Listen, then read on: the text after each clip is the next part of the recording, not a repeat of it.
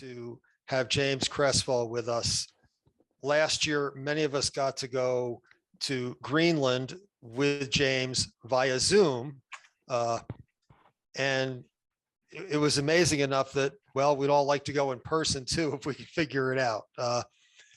James has both incredible photography and an amazing knowledge of both the big picture in geology, as well as down to the outcrop and smaller level. And you're going to see that exhibited tonight. James's education, he has a bachelor's degree in geology from the University of Bristol, a master's in oceanography from the University of Southampton. He currently is the founder, guide, and basically does almost everything for Geo World Travel, where he takes groups of clients on geologic field trips to the most amazing geology on the planet. And you're going to get to see one of those places tonight. Before starting Geo World Travel, James worked as a guide and literally traveled to the north end of the planet, the North Pole, and the south end, Antarctica. And it seems like almost everywhere in between. Over 100 countries. Don't worry, I won't list them all. And really, really knows his stuff. Before that, he worked for the Discovery Channel and the Blue Planet series with BBC.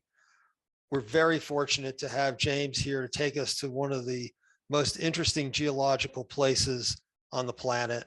And James, we're all yours. Take us to Oman. Okay, thank you for that very nice introduction, Mike. And I'm going to share my screen. And there it is shared. So I assume that it's all looking good. And I'll make a start. So I'm speaking to you. It's midnight here in Wales and the UK. I actually have recently returned from Oman. I was there just in December, and actually 2 weeks time today, I'm going back again to lead another trip there. So this is a geological journey through Oman. And before I start, I should just explain where Oman is. Oman is in the Middle East, in Arabia. So here is the Arabian Peninsula. This is Saudi Arabia. Here is Iran. This is Africa. This is Ethiopia here. And Oman is here in the northeastern part of the Arabian Peninsula, next to the United Arab Emirates, where Dubai is. And I'm going to be talking about the mountains here in the northern part of Oman. And I'm going to talk you through the tour I actually lead people around. It's not really meant to be a sort of sales pitch come on my tour. It's to tell you about the geology of Oman, but this is a great way of structuring the talk to talk you through the places I actually take people to. And what we do is we start in the capital, Muscat, and we travel around the country in an anti-clockwise direction to come back to Muscat. Now, there's actually a very brilliant guidebook, and I've got it in my hand here, a field guide to the geology of Northeastern Oman. And actually, I have used that guidebook to extensively help me find all the locations to take people to on this tour. And you can find that guidebook for sale on Amazon or other such places online. So a little very sort of overview summary of the geology of Oman just to start.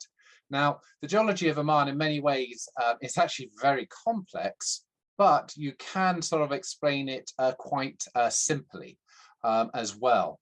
Really, in a nutshell, what's gone on is an ocean basin has been closed, and oceanic crust with a portion of mantle has been thrust up onto the Arabian continent. And if we actually look at this diagram here at the base, this is what it was like in the Cretaceous 110 million years ago. There was a spreading ridge and an ocean here, and a break happened through here, and the one piece of material in a nappe called the Horwesina nappe thrusted over Arabia and also a second piece thrusted over that as well. And if you think about that, then look at this Google Earth image here. What the dark color material here is mantle rocks, it's ophiolite. And what this material here in the middle is Mahorwacinanat, which is seafloor sediments that have been crumpled up and folded, and they were thrust onto Arabia, and then the volcanic and mantle rocks thrust over the top of it. And actually they went right over the top, and that's why they're on this side. But then subsequently they've been eroded away in the middle, and this is why we are seeing the Mahorwacinanat in between the two pieces of ophiolite. And if I actually come down to this area of the map, the erosions happen even deeper, and you're actually looking into rocks which are the original Arabian continent, and you actually look into a window which goes right down to Precambrian rocks. So if you think about that, two pieces have been thrust up onto the land and folded and then eroded down. That will give you most of the story, and then I'm going to come in and explain it in more detail. So we start the tour, as I said, in the capital, Muscat. And Muscat used to be a little small town on the coast, hemmed in by the mountains just here. But it now spreads for 40 kilometers along the coast. So it's absolutely transformed in just one lifetime, rather like Dubai and Abu Dhabi and neighboring United Arab Emirates have grown up to be huge, great cities. Muscat has really grown, but it still has, Oman as a country still has a lot of the old Arabia left in it that some of the other Gulf states have left behind. But anyway, on our first day of the tour, we visit three really quite distinct places. And the first stop of the tour, this red spot here, what you'll notice is around here, the rock is very dark color from the Google Earth map.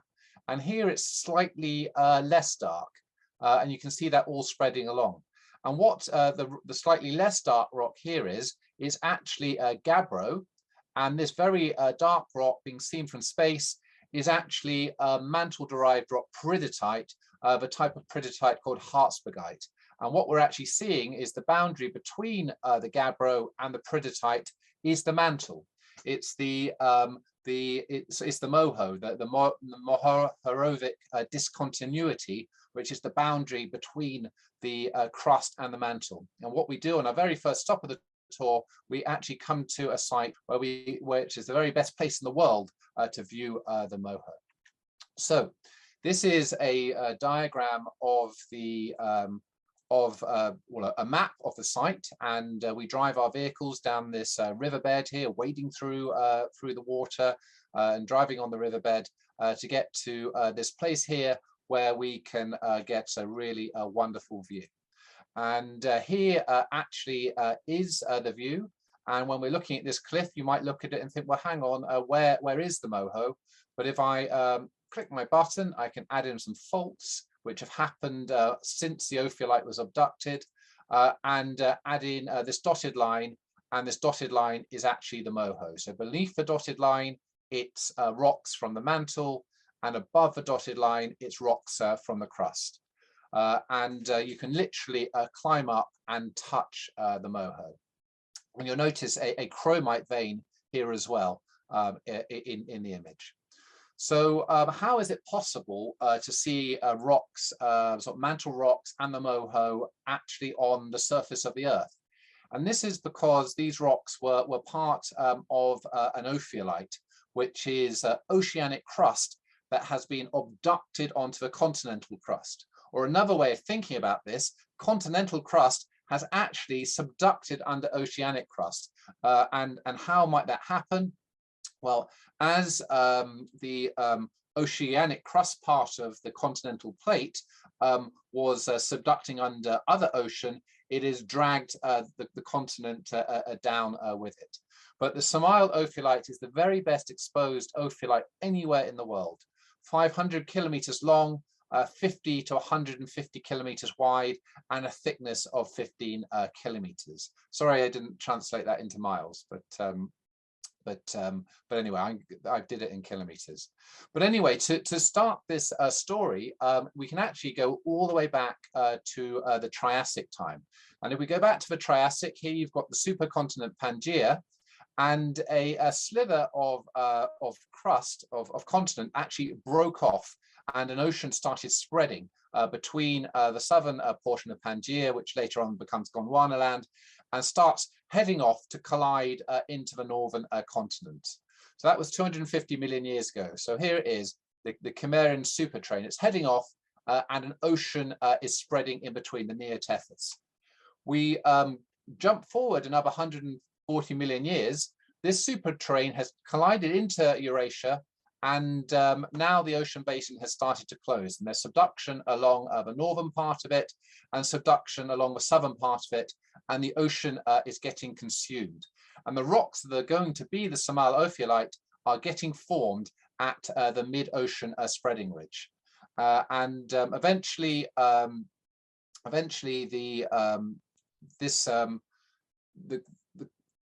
the leading edge of a continent here subducts under, and actually it meets the spreading ridge, and the ophiolite comes onto the crust, and that's what's occurred there.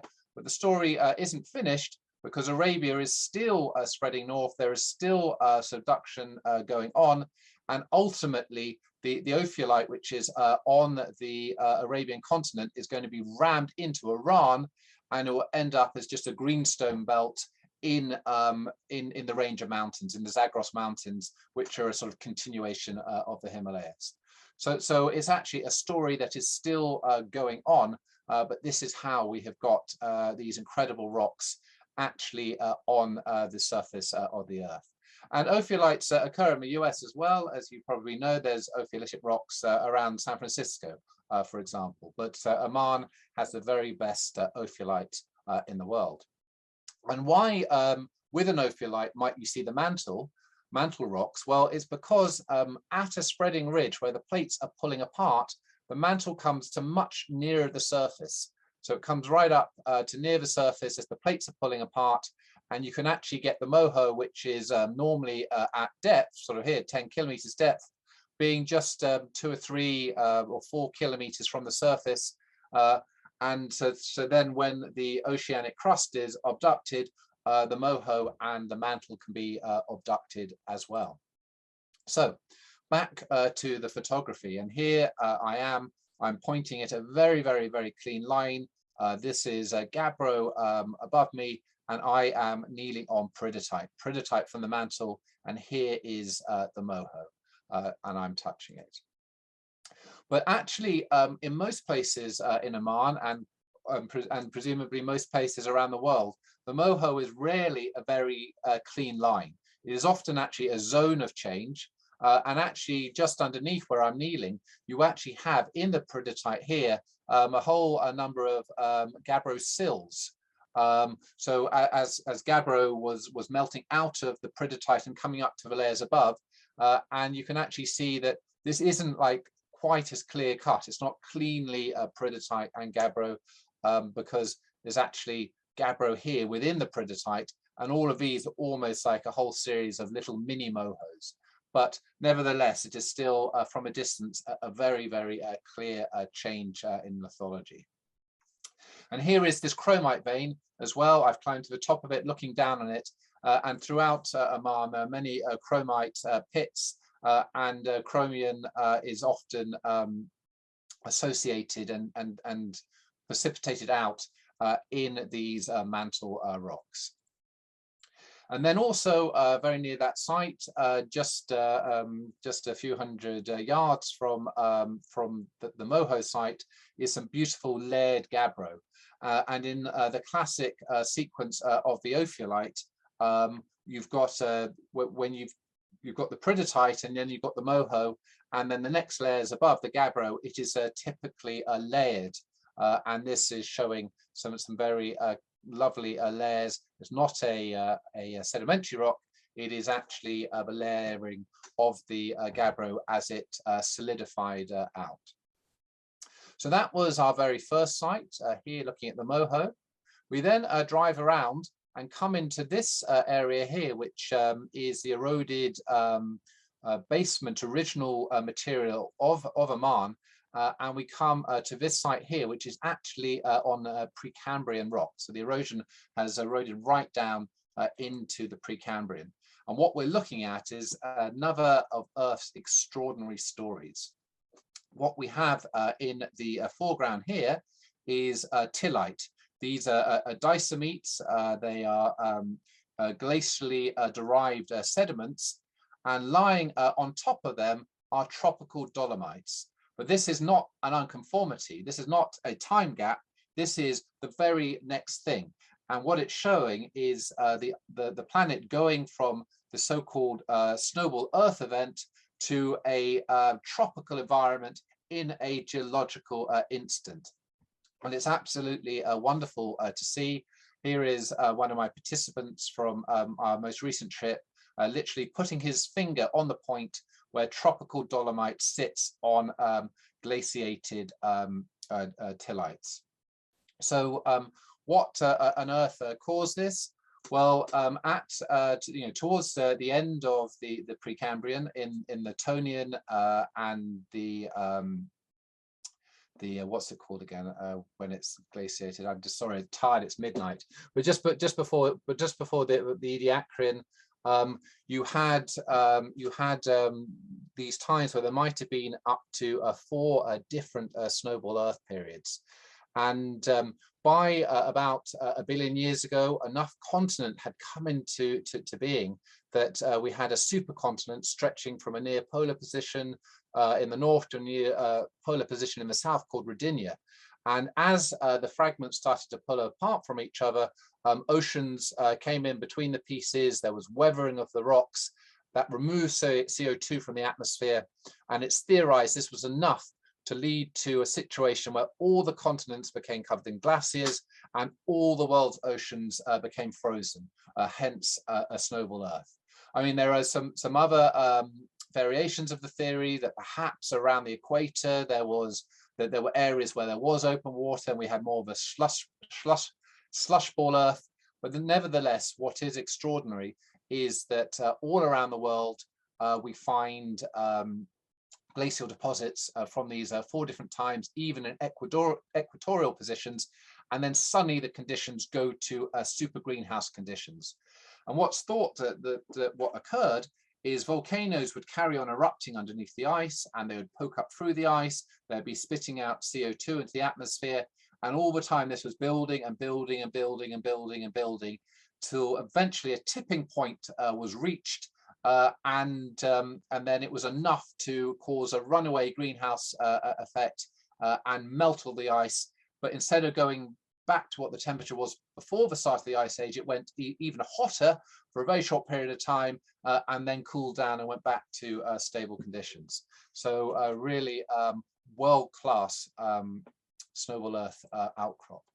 So here are some more pictures from the outcrop. We've got some of the disomite, which is poorly sorted lithified sediment that's occurring, being deposited under ice.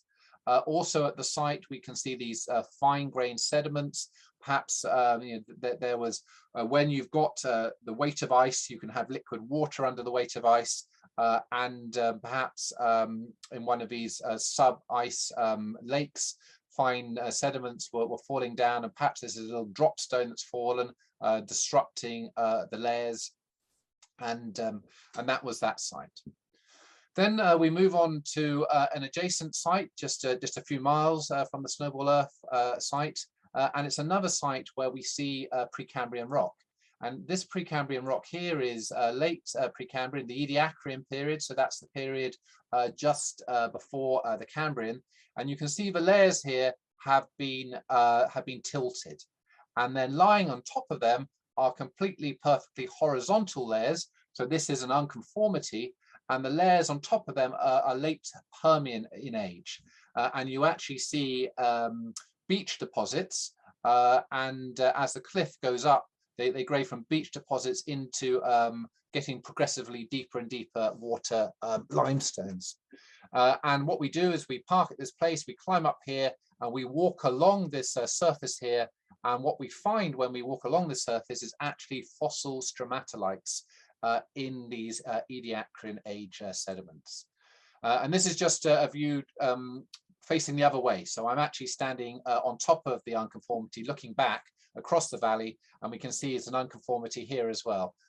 Here is the Permian sediments, and below them the Ediacaran-aged sediments, which is a different angle, so making an angular unconformity. So here, this is where I took that last photo from, standing on this ledge, standing on the Ediacaran sediments with the Permian sediments just next to us. And often when you're reading about the geology of Oman, you come across these two different terms, autochthonous and allocotonous. And the autochthonous rocks are the indigenous rocks, if you like, and the allocotonous rocks are the other rocks.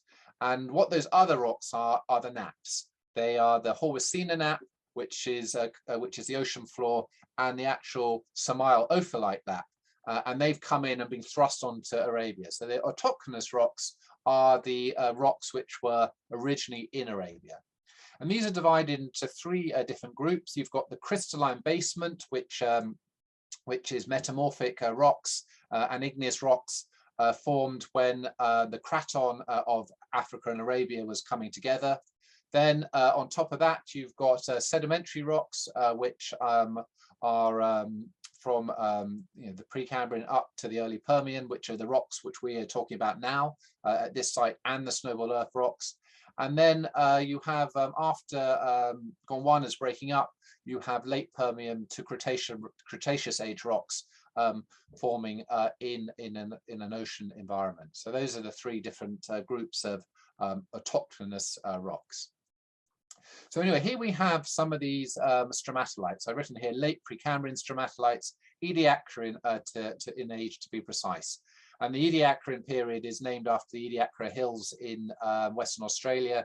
And this is when multicellular life first appeared. Well, we first got the fossils of it, and these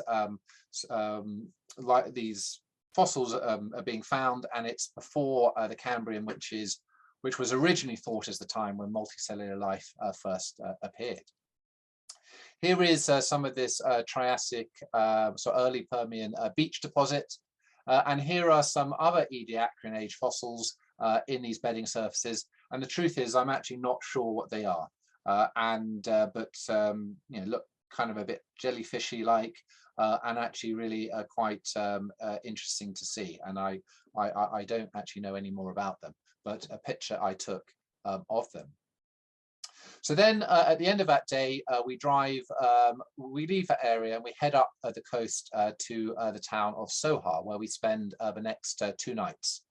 So the following day, which I call day 3 of the trip, we make a day trip from Sohar, and we're looking at rocks which are all igneous rocks that would have formed on the ocean floor at the spreading ridge, or very close to the surface. Our first 2 stops are these 2 stops here, and what we see is a fossilized black smoker. So imagine we're in a little mini submarine, and we're flying along, and this here is the smoker, and out of it would be black smoke billowing out. And of course, it's actually not smoke. It's actually as hot fluids are rising into the cooler water, they're precipitating out metal sulfides, making this black color. And it's just extraordinary to think that this is what this is. So if any of you have seen any of the documentaries like the Blue Planet series I worked on, where you have these smokers all billowing out and you have these tube worms, this is what this site would have looked like. And it's actually been mined a little bit because this is very rich in copper. And in fact, right underneath this, there is actually a commercial ore body, and the whole site will probably get mined away at some point in the future. But nevertheless, it hasn't been mined away yet, and it's an incredible thing to see. An easily visible red hill seen from miles away, red because of iron mineralization. As I said, when it was on the seafloor, water would have seeped down, and when it got superheated, it would dissolve copper and zinc and manganese, and then it would rise to the surface, precipitating this out, concentrating it, making it a great place for mining. So yes, the ore body is 20 meters by 250 meters by 100 meters, and commercial mining could start at any point. And yeah, here's a diagram of how this happens. The fluids come in from cracks in the seawater, dissolving the metal sulfides, and then when they return to the surface, it's precipitated out, concentrating it. And here is an image of a modern day black smoker. And so we climb up the smoker, and as we climb up, we can observe these tube-like structures where acidic fluids were forcing their way through the black smoker structure, precipitating out copper minerals like this azurite. This is Salim. He's one of the drivers on the tour. I'm the other driver, and standing at the site of where one of the vents would have been. And all around, some of the more obvious copper mineralization has been mined away by artisanal miners. And then our second site of the day is actually just a few hundred yards away from that main site. And these are Umber sediments. And what Umber sediments are the sediments which were forming on the sea floor around the black smokers. And these are metal-rich sediments, very rich in iron and magnesium. And it's because sort of the black smokers, if you like, it's the precipitation, and when that was settling down in the mud around the smoker, it was making these Umber sediments, and they are unmetamorphosed, and they're covering pillow basalts. And actually, within these, fossilized tube worms have actually been found and collected and taken away to the National Museum in Muscat. But anyway, fine-grained and parallel laminated. And actually, you can mine those sediments as well. So those are those first two sites just here. We then make our way to two sites just here, these two spots here. And the first of them is to look at some weathered columnar cooling joints in a sill. So this is a sill, and you've got these hexagons forming, which they're not very, very distinct, but starting to form. So we look at that, and then the main reason why we're coming to the site is to have our picnic lunch at the sheeted dike complex. So here is one of our typical picnic lunches we have each day, and all of the rock adjacent to us here is made up of dikes. In fact, it's 100% dikes. It's just dike, dike, dike, dike, and actually dikes intrude dikes and split them apart, intrude dikes and split them apart. And why are we seeing so many dikes? Well, this here is your classic schematic of an ophiolite. So at the base here, you've got the peridotite, and then you've got the moho, and this is your gabbro, your layered gabbros at the base. And at the top of the gabbro magma chamber, if you like, you have, as the melt is occurring, the melt is going up to the surface of the seafloor in these dikes to erupt out as pillow basalts on the surface. And dike upon dike upon dike forms the sheeted dike complex. And then on top of these pillow basalts, you would have the smokers, and on top of that, the sediments of the ocean floor. So here we are looking at the sheeted dike complex. We then move from those two stops, we move around to these two stops here before coming back to Sohar. And at these two stops here, we have another extraordinary site. The first site is arguably the best outcrop of pillow basalts anywhere in the world. These are the so-called Geotimes pillow basalts, so called because they once appeared on the front cover of the geological magazine Geotimes. This site is called Wadi al-Jizi, and these pillows were preserved for a long time under recent alluvial sediments, preventing them from being eroded. And they've recently been uncovered by a change in the river, and we can see these. And they have all erupted out on the sea floor. So as the material is coming up these dikes, reaches the sea floor, the lava erupts out on the bottom of the ocean, rather like what happens around Hawaii when an eruption is going on. Here's an image from Hawaii. And as the lava cools, The surface cools very quickly and has a glassy outer surface. So these pillows have a glassy outer surface, and in between the pillows, you have glassy haloclastic glass in between the pillows. And the pillows, well, coming through the pillows, you have two feeder dikes as well coming up to feed younger pillows that erupted out on top of these pillows. So yeah, so these pillows formed at the ocean spreading center at the plate boundary. The pillows are 0.5 meter to 1 meter in diameter. Some pictures of me from different years, pretending they're comfortable. Of course, they're not.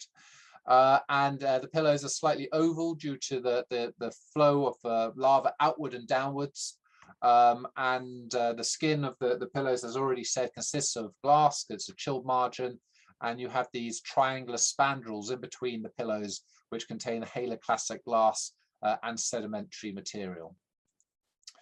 And then nearby to the site is a whacking great hole. And this hole would have once been a black smoker, like the black smoker I showed you before, except it's been mined away to get at the copper ore body underneath. And this site has actually been mined for 4,000 years, and mining actually only stopped a few decades ago. And we know that it's been mined for 4,000 years because just about 0.5 mile from it is this archaeological site here, which is a stepped pyramid or a ziggurat. And it's the only ziggurat in Arabia. And ziggurats are common in modern day Iran, which was Mesopotamia. And it's thought that people from Mesopotamia came to Oman and they mined the copper, they built the ziggurat here, and they took the copper back to Mesopotamia. And this ziggurat is 4,000 years old, which is how we know that the site has been mined for 4,000 years. So that was that site. And we sleep another night in Sohar. The following day, we do a traverse of the Hajar Mountains, which are the mountains here. We stop, first of all, at two volcanic sites again, forming on the ocean floor. And then we move on to this boundary here between the Samal Ophiolite Nap and the Horwasina Nap. And I'll talk about the next stops in later slides. So the first two sites, well, the very first site is a fossilized white smoker.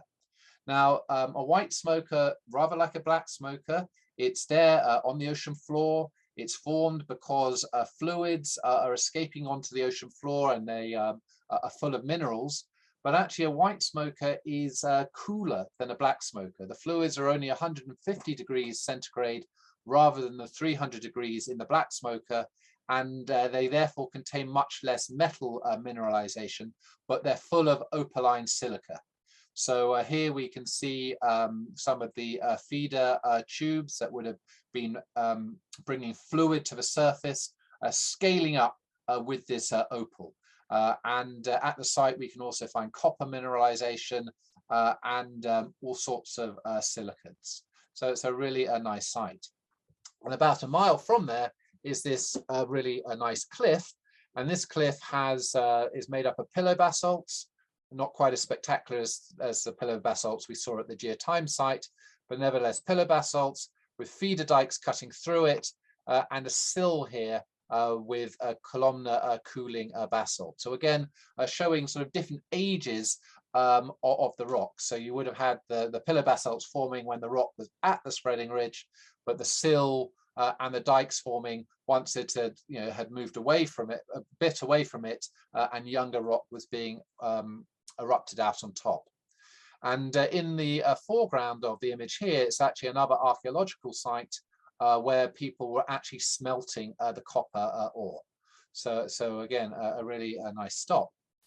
We then move on to this stop here, where you've got the 3 red spots, and it's actually one of my favorite stops of the whole tour.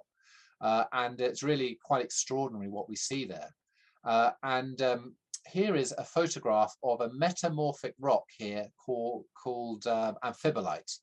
And Amphibolite, as the geologists in the audience will know, is a high-grade metamorphic rock that needs high temperature. And normally in a subduction zone setting, you've got high pressure and low temperature, you get rocks like blue schists. But here we've got high temperature rock. So how could that be? And what one of the theories is the so-called ironing effect. So what you've got here's how everything was before the abduction started. You first of all had a crack, break forming through here, and the Horwesina nappe is getting thrusted up. And then the second break actually occurs at where the mid-ocean ridge is, and the ophiolitic rock is being subducted over the Horwesina rock.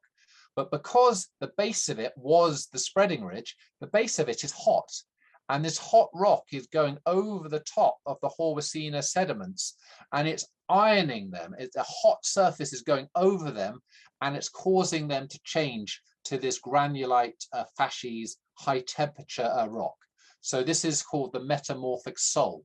So it's the soul of the Samal nappe is metamorphosed because it was hot, and it slid over the other nappe, changing it to this high temperature metamorphic rock.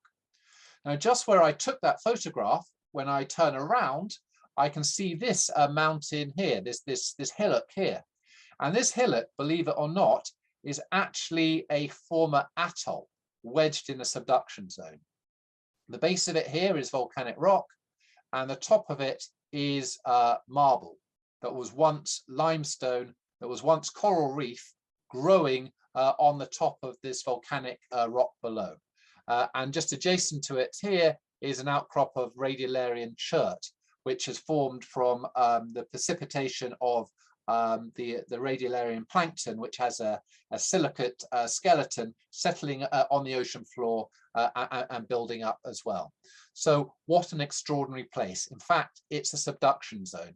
It is, or it's, well, it's the fault between the two nappes, but you could call it a subduction zone because one of the nappes is subducting under the other nappe, or the other nappe is riding up over it. It amounts to the same thing. And this atoll here has got jammed in the subduction zone. So really, really amazing. So this diagram just shows how that might happen. Here's the spreading ridge. One of the breaks happens at the spreading ridge. The other break happens here. And as this is sliding up over this, these islands, which were once volcanoes, volcanoes, there's seamounts, coral on top atolls, they can't get subducted.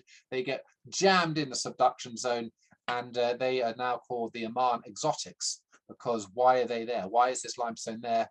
And this is the answer. Well, this limestone, it's actually marble because it's been changed and metamorphosed. And then about half a mile from that site, we carry on up the Horwesina Valley, and we see these beautifully folded rocks here. And these rocks here, these were all sediments that were deposited on the ocean floor. If I come back to the slide before, you actually had turbidites flowing off the continental shelf, depositing sediments all on this ocean floor. And as this has been thrusted up and crumpled, all of these sediments have been tightly folded. And here we are examining the finding up sequences in the turbidites and seeing these beautiful folds behind us. And these are all sediments of the Horwesina nappe. So all of this lighter area here is the Horwesina nappe in the Google Earth photograph.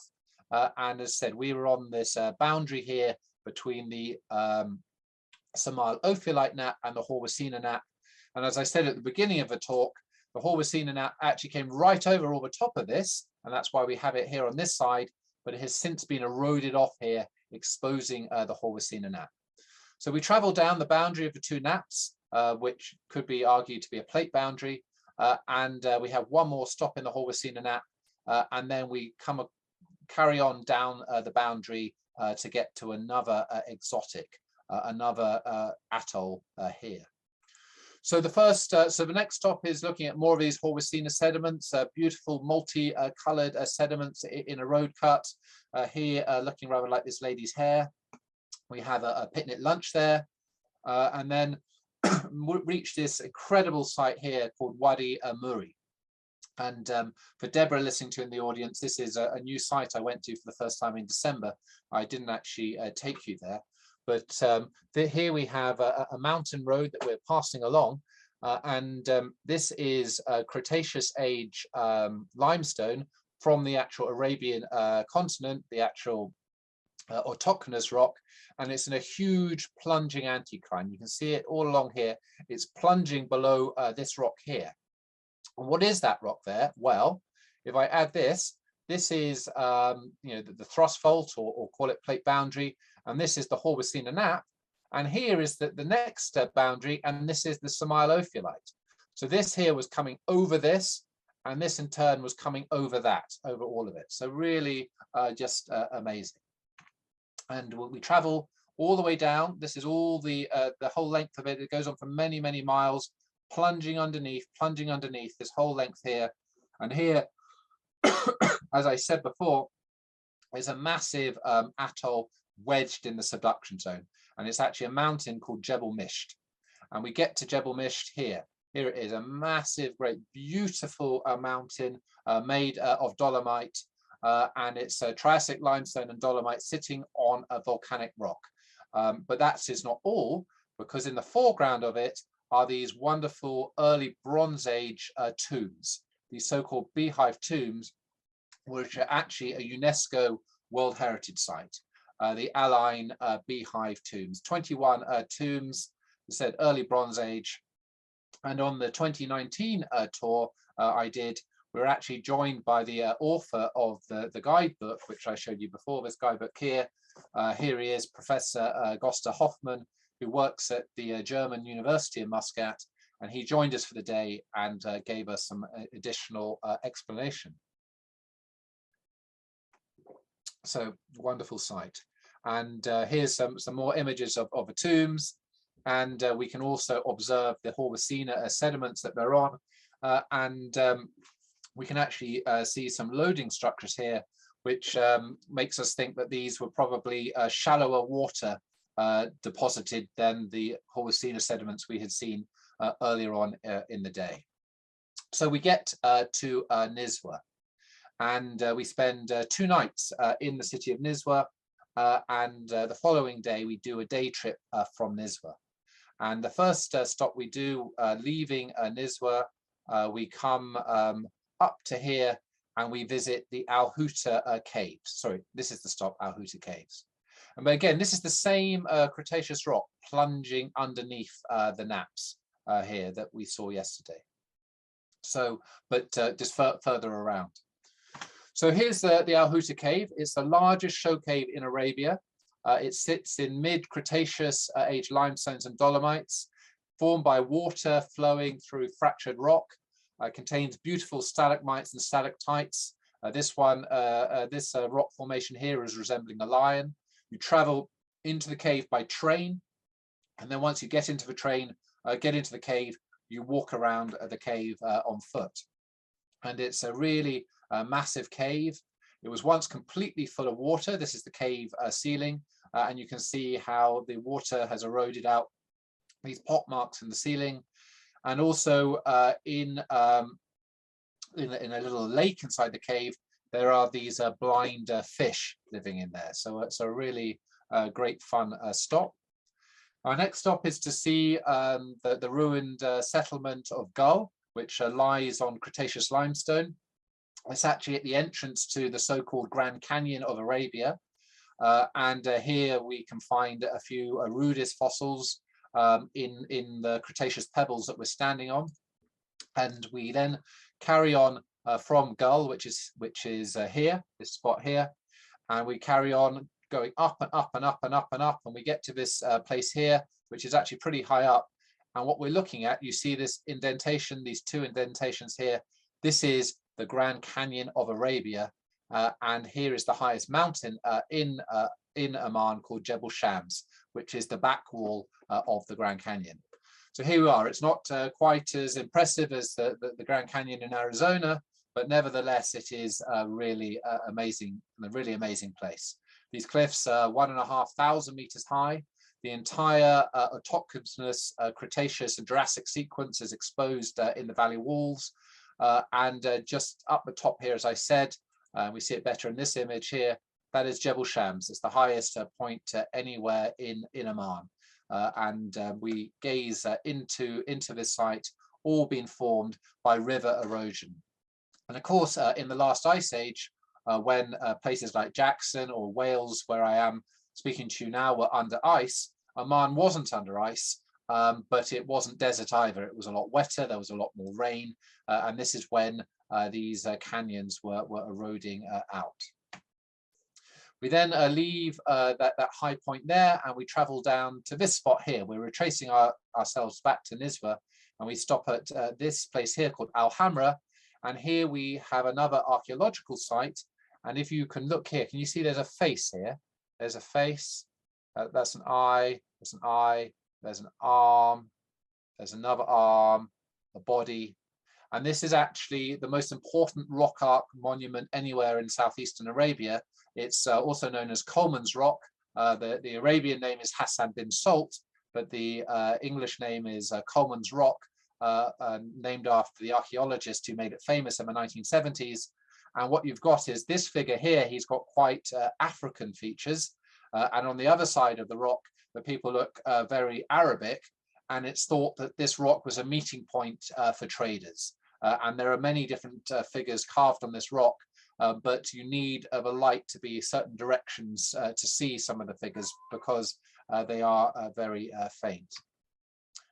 And then we move on to the final stop of the day, which is yet another UNESCO World Heritage Site. And this is the Falaj system of Oman. It's actually a network of canals.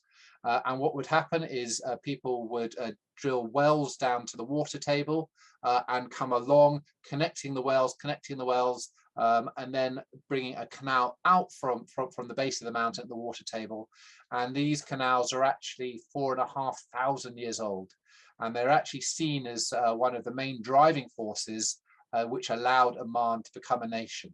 It allowed the nomadic nomads to settle down and start to build villages and towns, and this is why it is a World Heritage Site. So we stop here and enjoy that site, which is just on the outskirts of the city of Nizwa. So we're in Nizwa for 2 nights, and so we wake up in Nizwa for our second morning, and we have a little bit of free time to look at the famous fort and the souk in Nizwa before moving on to see this collection of sites here, and then we get down to true desert sand dunes in the Wahiba desert, the Wahiba sands. So Nizwa itself, you've got this fantastic fort, there's wonderful mosque, and this souk. It's a really, you really feel like you're in Arabia. So we have a few hours free time to wander around there. And then we head off to this place where we see an outcrop of Plagio Granite. So just going back, that is this stop here. What is Plagio Granite? Well, it actually has 2 other synonyms, Trondheimite, after the city of Trondheim in Norway, or tonalite. So you might have heard of it called those 2 terms before, but it's a light-colored plutonic rock, which is mostly plagioclase and quartz. Less than 10% of it is mafic minerals. So here you can see mostly white, just small parts of it are black. And nearly all of the plagioclase is albite. There's virtually no orthoclase at all. And what is it? Well, it's actually forming at the boundary of the gabbro and the sheeted dike complex. And it forms in one of 2 ways. It's either extreme fractional crystallization of the magma, the mantle magma chamber, or it is actually remelting of hydrated gabbroic crust. So if this this crust has remelted. So, but nevertheless, you find pods of it along the boundary of the gabbro and the sheeted dike complex. So we stop to look at that, a very unusual rock to find in the otherwise all mafic, the dark colored minerals of the gabbro and peridotite and the basalt on the surface. We come to then this cluster of rocks here, and what we're actually looking at is another one of these Oman exotics. So this is another atoll, and we stop here to examine the limestone, which is late Permian to early Triassic, in age, and here it's been weathered and it rather looks like a skull, and it's actually sitting on radiolarian cherts, and they sit on a rhyolitic volcanic rock, and the rhyolite outcrops a few hundred yards away from the stop at, and we have a lunch there. Then we drive around and we visit a site within the ophiolite, and we visit actually a chromium pit where we can collect some samples of chromium and some serpentinized minerals. And then we stop at this site here where we can look up at this mountain and get another view of the moho. And this is the moho running along the mountain, and the base of the mountain here is all made from peridotite, rocks from the mantle, and the top of the mountain is all made from gabbro. So here is the chromite pit, and here we are looking in the chromite pit, finding some bits of chromite. Here is some serpentinized peridotite. This is what the mantle rock looks like. This is all peridotite. And then this is a view of the moho. And so it's all peridotite below this line, and it is all gabbro above the line. And in my guidebook, here is an image of it with the dotted line, and I'm holding it up by the view of the mountain. They're taken at a nearby petrol station. So we then leave those sites, we travel down, we get to the Wahiba Sands, and we have a thrilling off-road journey into the sand dunes, and we stay at this tented camp, and we can drive up onto the top of the sand dunes, which is great fun, and let the air out the tires and gun it up the sand dunes, and we get up there, we watch the sunset, and then in the evening, purely optional, we can dress up in Bedouin dress and have some traditional Bedouin dance lessons, and sit by a campfire and learn some stories about how the Bedouin used to do camel trading all across Arabia, and it's a really wonderful night. Compared to some of the other nights on the tour, which are in 5-star hotels, this is something very authentic about being actually in the sand dunes. So we then we're we're not quite on the penultimate day. We're on day 7. We've got 3 more days to come, but we leave the sand dunes and we travel down here to look at crystalline basement rocks.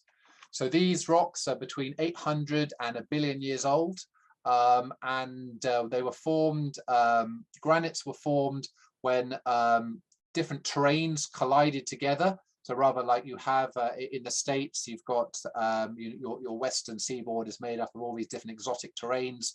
They were islands like sort of Japan that have come in on subduction zones and been rammed into the side.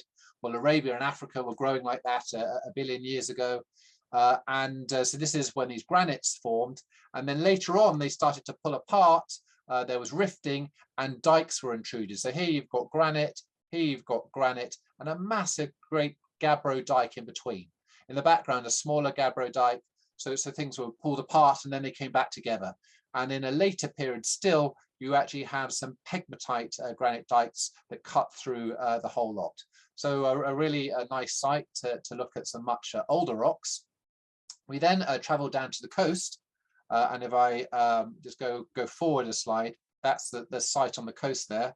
Come back again, and what we're actually looking at is a very, very rare volcanic rock that has come from really deep within the mantle, and it's called kimberlite. Sometimes kimberlite carries diamonds to the surface, and kimberlite gets its name from the town of Kimberley in South Africa, where you've got one of the most famous diamond mines in the whole world there. This kimberlite actually doesn't contain any diamonds, but you have these volcanic fragments which are formed due to the ascent of the magma, and it's a really unique type of volcanic rock to stop and observe. Though some authors are arguing this actually isn't kimberlite, it's actually carbonatite, which is another deeply derived mantle rock, but less deep. But nevertheless, the guidebook that I'm following says it's kimberlite. And it's a pretty interesting place to stop and look. We then travel up the coast and reach these 3 sites here, which are all quite close together. And the first of them is this magnificent fold in these radiolarian cherts. And this outcrop actually has the nickname the mother of all outcrops. It was given this nickname by some geology students. I think at the sort of the time of the Iraq War, it was Saddam Hussein said it was going to be the mother of all wars. And the mother of all is quite an Arabic expression. So this was called the mother of all outcrops. And what you're looking at is interbeds of red radiolarian chert and white porcellite. And the porcellite is an impure chert which contains clay and carbonates. And it's believed that these sediments were deposited in water that was between 4,000 and 4,500 meters deep. So this is far too deep for limestones to form. It's below the calcium compensation point. But radiolaria cherts can form because the radiolarian plankton has skeletons made of silica. And then this material was all folded when it was abducted onto Oman in an ophiolite. However, the ophiolite that this was abducted in wasn't the main Samael ophiolite that I've been talking about. It was actually another ophiolite. It's Oman's less well-known ophiolite. And it actually abducted 15 to 20 million years after the Samael ophiolite. And it's all to do with the Indian plate. India is whizzing up here, and as it's going past it, this ocean crust has got abducted onto the side.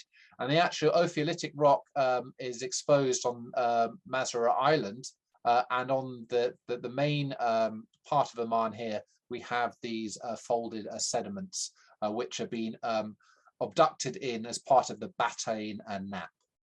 And this is just a diagram showing how this site is from the guidebook, how massively faulted it is with these different thrust faults, different faults. They've colored in some of the layers in blue just to show how folded it is. But a really extraordinarily wonderful outcrop, the mother of all outcrops.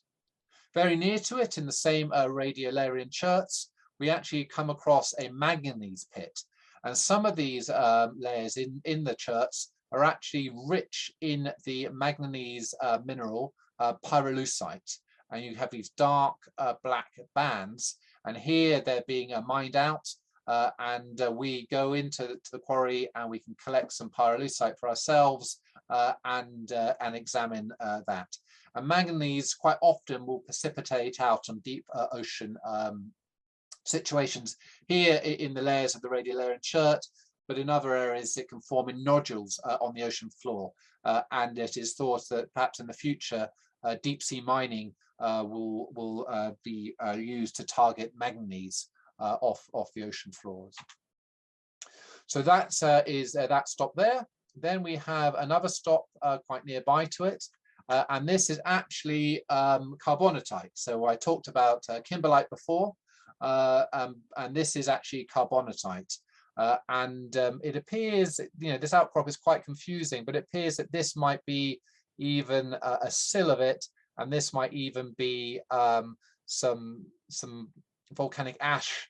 But I find that the whole outcrop quite confusing, and I discuss it with the various geologists I'm there with. But nevertheless, it is meant to be kimberlite. And within the outcrop, there are veins of amethyst. And amethyst is this purple colored quartz that can be used for jewelry and gems. So again, a really, really interesting outcrop. We then carry on, and we've just got just one more outcrop before we reach our hotel for the night. And this is a climate change warning. And what we've actually got here is a notch that's been eroded by the tide and also bored by marine mollusks.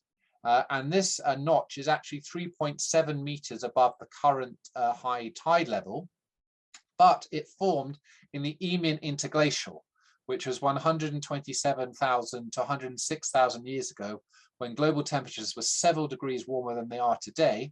And for example, here in the UK, you had hippos living in the River Thames in London.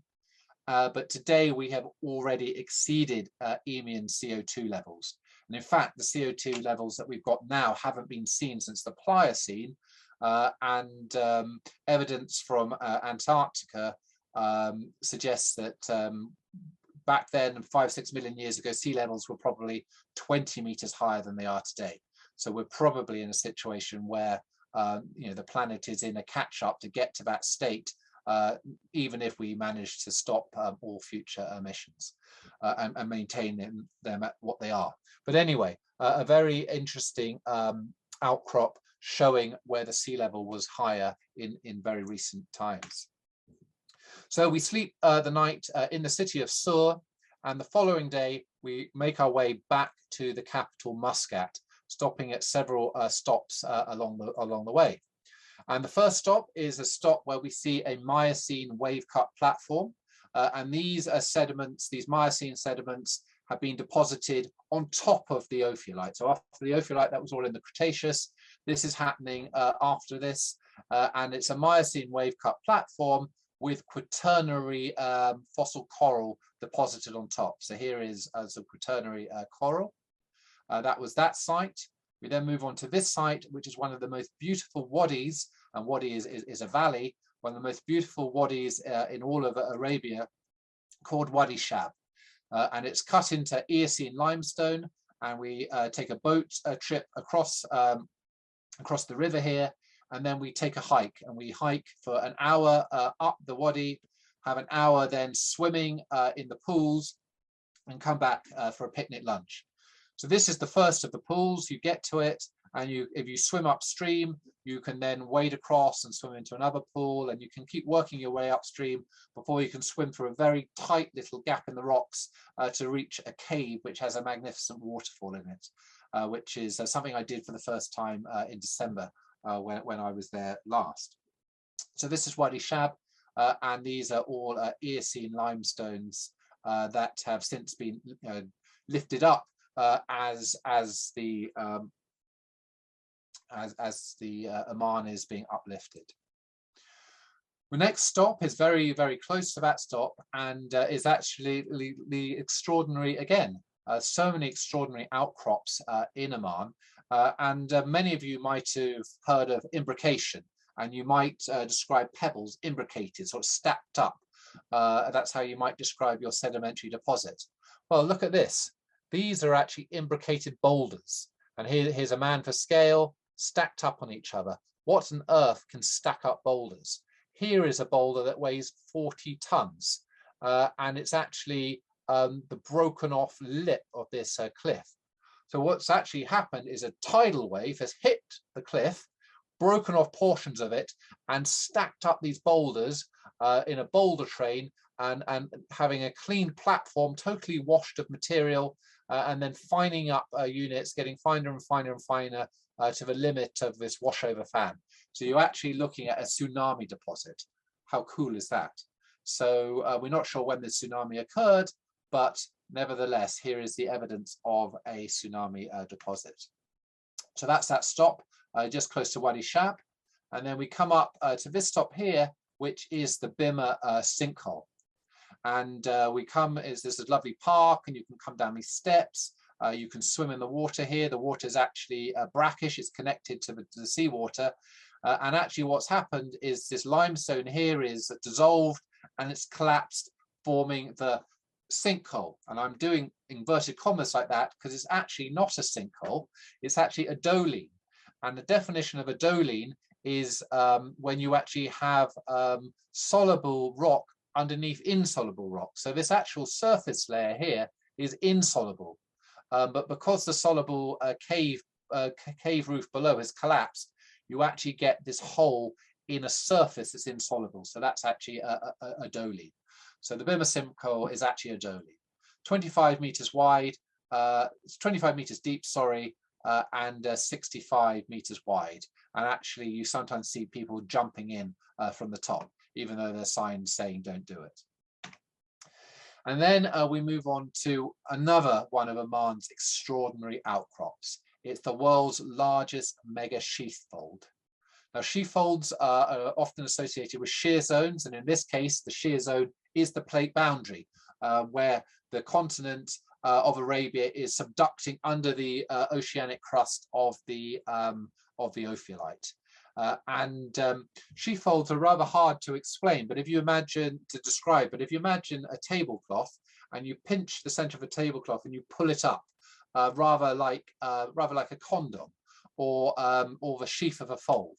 And this is what this is. It's as the plate has been going. This is the sort of the plate boundary, and as the plate has been going under, the layers on top haven't wanted to, and they've deformed and form these huge long folds. So normally sheath folds are only a few centimeters in scale, perhaps a meter, but this is 15 kilometers long. And when you cut the sheath fold in section, you get these different eyes. And here is one of the eyes of the sheath fold here. So it's a really extraordinary feature. So in 3 dimensions, these eye folds. So that's our final stop of the day. Here's also at the stop. This is another eye. You just got half of it. We're showing the massive scale and all sorts of crazy folding going on. And this is all these Permian age sediments of the Arabian continent, basically not wanting to go down the subduction zone. And this is why they're folded in this way. So we get back to Muscat, and as I said, Muscat's a big sprawling city, 40 kilometers long. We sleep in this area of the city, and we now have our final day of the tour. So our first stop is to come, and this actually, Deborah, if you're listening, is an additional day to the tour to I did when you joined us, so none of these stops I took you to. But anyway, we come into the city centre of Muscat, and we look at the historic harbour, and we look at ophiolite rock in the city, because here, all of this black here is peridotite. It's all mantle rock of the ophiolite. We then come down the coast, and we see a site where we can see how this portion of the Oman Mountains are uprising are sinking, where they're rising elsewhere, and it's drowning these valleys. We then come to Alcifra, and I'll tell you about that when I get to those slides. Let's have the first few slides. So here we are in Old Muscat. We climb up, we take a short but steep path climbing up in the ophiolitic rock. And what we're actually looking at is these pale areas are actually dunite. So that's 100% olivine, and the darker rock is hartsbergite. But it's all been serpentinized, so it has all been altered. And when we're looking at it, you see these magnesite dikes, and these are actually formed from the alteration of the dunite. There's olivine rich peridotite. And then in other places, you see these holes. And this is where dunite pods have been completely rotted out, completely hydrated and changed to magnesite and removed. But it's a really great walk. Here, many holes in the dunite where the very, very rich olivine areas have gone. But this pale is, as I said, is dunite, and the dark is hartsbergite. And we get to the site where we look into the Mutra Corniche, which is Mutra was one little port, and Muscat was the other port. And this was a mountain pass to get between the two in the original Muscat. And these two ships parked in the harbour here, these are actually the Sultan's private yachts. This is his older yacht, and this is his newer yacht. And they're actually about the size of small cruise ships. So the Sultan of Oman, he's actually, there's no democracy there. He actually rules it as a king, rules Oman, and is a very rich man. So we then leave that site. And we travel down to this site to see the drowned valleys, and looking at them here, you can see how the water is coming into these previous valleys, and showing how Oman is subsiding in these areas. We also get to see some mangroves. All this green is mangroves growing. And then we carry on down the coast, and we have these 2 stops here to look at metamorphic rocks. And what's happening is this is all the area here. This is the mega sheath fold we saw the day before. It's here, and this whole area of rock here, which I'm moving the cursor over, this is all the rock that is the continental rock that's going underneath the ophiolite. What we've got first of all here is blue schist rock. So this is formed in the subduction zone. Blue schist is high pressure, low temperature rock. So these are Permian sediments that have been metamorphosed to blue schist facies. We see those. And then we get to the beach, and we have a walk where we actually have to scramble over rocks. So it's an optional walk only for the fitter members of the party. Scramble over rocks for about 20 minutes to get to an isolated beach. And here we have the famous Alcifra Eclegite. And this is the rocks that were the deepest of all. This is high pressure, low temperature metamorphic rock. And this is continental material. And in this case, these are actually originally basalts, actually, but they have gone right down deep in the subduction zone, and they have been changed to eclogite. And here is a piece of eclogite containing garnets and the green color mineral amphibolites. So a really exotic rock, and here is a big outcrop of this eclogite. And you can see eclogite is forming here as the continental rock is going underneath the oceanic rock, and this is the sheath fold we were talking about behind in the same diagram. So we then leave there. We have just 2 more stops left in the whole tour and the talk, and we come up to this stop here where we see another a big fold, but it's actually all connected with that sheath fold we saw before, because this is only 15 kilometers away from it, and it's another expression of that sheath fold. And then we come up to this wonderful viewpoint here, where we look on the ophiolite and muscat spreading in here, and this yellow color here is Eocene rock, which is unconformably sitting on top of the ophiolite. So here is a big fold, all part of the mega sheath fold, which is 15 kilometers away, but it's all part of it. And then we come to this stop I was telling you about, the last stop of the tour, and we look down onto the city, part of the city of Muscat. And what I'm actually standing on in the foreground here is Permian age metasediments.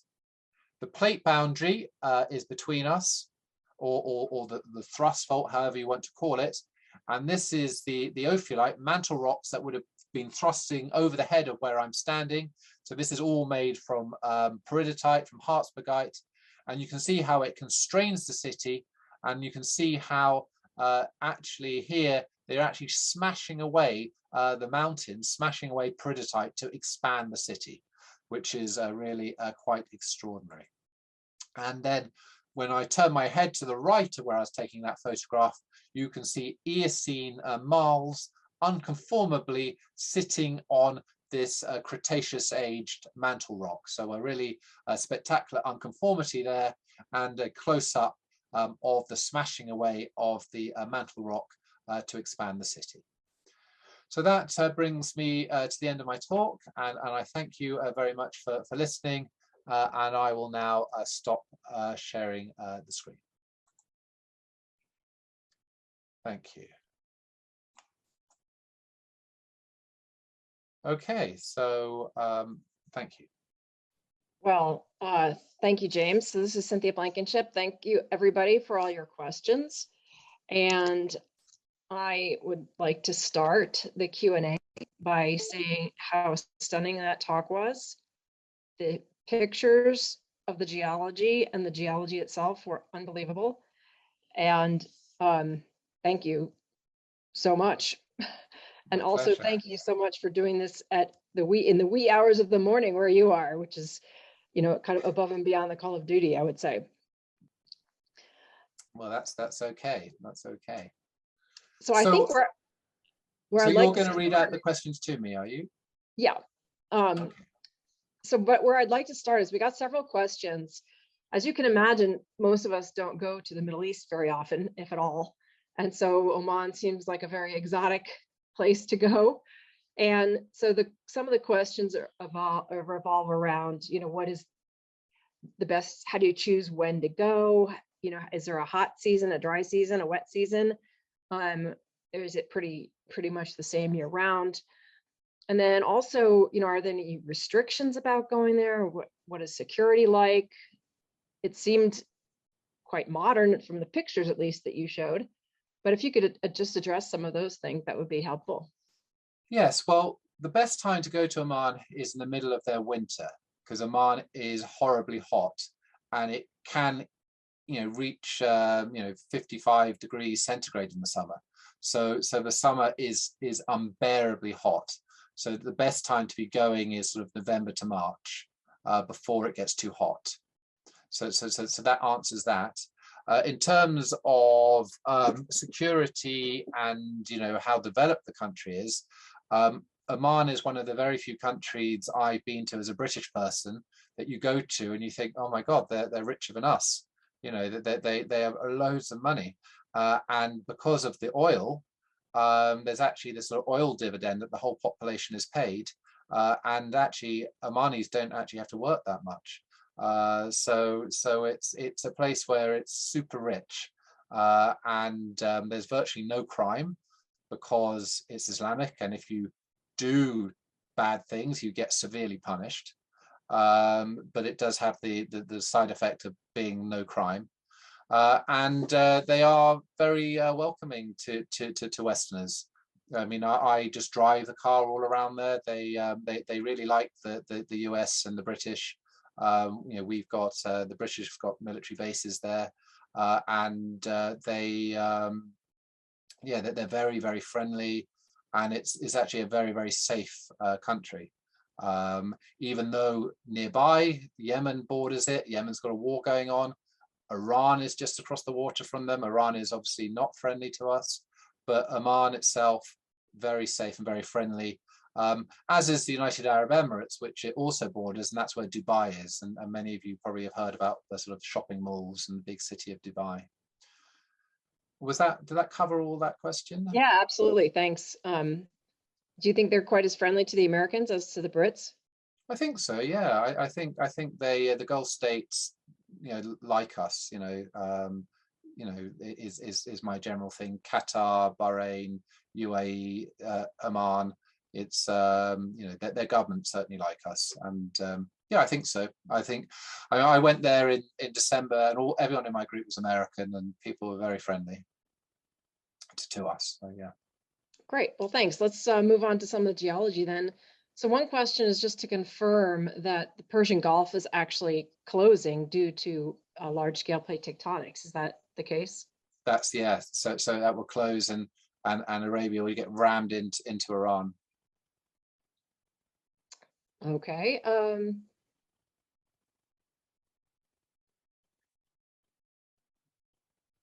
So we're going through all the climate questions. So is there so a couple questions on dating. So I was actually curious, you mentioned that spectacular outcrop with the tropical sediments on top of the glacial sediments and the snowball earth description. You said it was a geologic instant, but how quick was that at that location, do we think? I mean, how many hundreds of years, thousands of years, millions of years? Well, hundreds or thousands. We can't really detect it. For us, it looks like an instant. It's probably thousands. A couple of thousand. Very quick. Because our dating techniques have overlapping error bars, right? So yeah, is that the issue? That's the issue. And it's so far back, we can't be using. You can't be using things like carbon dating. You're using potassium argon dating, and it's just the next layer that appeared. It's a very, very short time scale. But it's actually what the Anthropocene probably will look like as well. It's very, very almost like an instant. It just had a massive change. Yeah.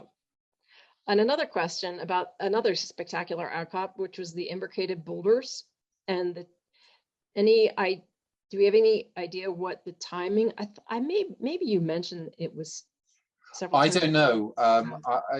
Maybe some author does know, but I don't know if there's any easy way of dating it. Certainly the book I've got doesn't give it a date. I mean, it's probably. It's probably not very long ago, maybe thousands of, the last few thousand years, but we don't know exactly when it happened. Probably prehistory, because no one sort of talked about it. No humans have talked about it. And it probably was a pretty big event. Yeah. Huge. I mean, maybe people do know, but I don't know. So don't take that as a definitive answer. Another kind of tectonic question, which is, what is the cause of the recent and perhaps ongoing uplift of parts of Oman? What's the driving force behind the uplifting? I don't really know either, and it is complex why it's uplifting in places and it's subsiding in other places. I mean, it's obviously Oman is about to get crunched into Iran, so there's tectonic movements, and that's a very sort of cop-out answer, but it's all to do with the ongoing plate movements, but it seems to be rising in one part and falling in another part. But that's not a very good answer, but I don't think it's fully properly understood, really. Needs further research. Kind of related questions. So obviously ophiolites are very rare in the world, because we normally oceanic crust gets subducted, but beneath the more buoyant continental crust. That's right. So these questions are, I know you explained it in the beginning, but if you could just briefly recap how this works, and because it's such a different kind of positioning of the two plates, and also our spreading ridges, a common mechanism for ophiolites becoming abducted. The answer is yes. Spreading ridges are it's thought that spreading ridges are nearly always involved. There are different models and different arguments about ophiolites, so it's not all finalized and concluded. And a lot of the more recent stuff is suggesting that actually most ophiolites are to do with back arc basins, where you've got spreading behind a back arc basin. But this model I showed you now isn't a back arc basin. I'm not really an expert on it. But the people who are doing the research on it, they are arguing amongst themselves what the exact mechanisms are. But it appears that it's normally a spreading ridge, and the spreading ridge means that the crust is very buoyant because it's hot, and this is what allows it to behave unusually. But it was also thought in this case that if Arabia's got continental crust, but then you get on the same plate, you've got its continental shelf and you've got oceanic crust. That oceanic crust has been going under the ocean crust. And so it starts to drag the continental crust that's attached to, down with it. And that combined with the other thing being buoyant, because it's hot, this is how it might occur. But I think it's fair to say is all still being discussed and argued on by the academics who are researching it, and it's not completely nailed down exactly how it happens, but it does involve spreading ridges nearly always, we think. Great. Question about nickel deposits. Are there any nickel deposits in the ultramafics? I don't know is the answer. I haven't come across any, but that doesn't mean to say that there aren't. But I don't know. So obviously the oil in Oman comes from a different part of the country. Those rocks you showed us are not what we associate with oil deposits. So exactly. The question is Oman a big producer of oil? And is the geologic setting of the oil deposits in Oman similar to Saudi Arabia? Exactly. It's all the oil is near the border with Saudi Arabia. It's the same story as Saudi Arabia. It is a big oil producing country. That's why it's so rich. Actually, is it oil or gas? Oil, I think. No? Oh, I've just got another question about. But actually, I don't know too much about it because I've concentrated everything, all the reading I've done about the area I visit, and I believe it's oil, but maybe there's gas and oil there, but I haven't actually spent too much time reading about it. Yeah, I do. Maybe some people in the audience stretch my memory back 20 years, and I do recall huge gas fields in that area. So, well, we can something for further research. Yeah. Let me just see. So one other kind of social question. Do they chew khat in Oman? And if so, is that part of the tour? I don't know if they chew cat. I imagine they don't, because that's a sort of drug that you chew, and I mean maybe some people do, but it's very law abiding. So it wouldn't surprise me if I never seen any evidence of it, and I wouldn't surprise me if it's illegal or not allowed. I mean, drinking isn't really allowed apart from in some hotels. So it's not part of a tour anyway. So Well, I didn't come across it. Just one more just comment, which is somebody would like to make a plug for North America in that a large area of the mantle is completely exposed in the Gromorn Park in Newfoundland. And you can actually walk on it over miles. It is also considered the best place in the world to see the mantle and associated rocks. Well, that's true. There's great ophiolite there in Newfoundland, and actually I've been lucky enough to go there before myself. And yeah, it's another great place. Cyprus is another great place as well. But yeah, good plug for North America. It is true. It's a good place there, and there's wonderful fossils there as well. Wonderful Ediacaran fossils as well in Newfoundland. Well, James, that's pretty much the end of our questions, and we'll let you go to bed now. Yeah, and one last crazy suggestion. I'm actually heading to Oman 2 weeks time today, and I actually have one place on the tour. So if anyone's crazy enough to go with virtually no notice, send me an email, and you could be going in 2 weeks time. And otherwise I'll be going again next year. So if anyone wants to go to Oman with me, please do. I have never seen such an incredible collection of outcrops that you can access in 1 week in my life. It's what you showed was absolutely unbelievable. It is. It's wonderful. Incredible. So thank you very much for sharing that and for such a riveting description of the geology with great diagrams and spectacular photographs. So thank you very much. Okay, pleasure. Right, well, I'm going to bed now, so night everyone. All right. And bye, Deborah, because Deborah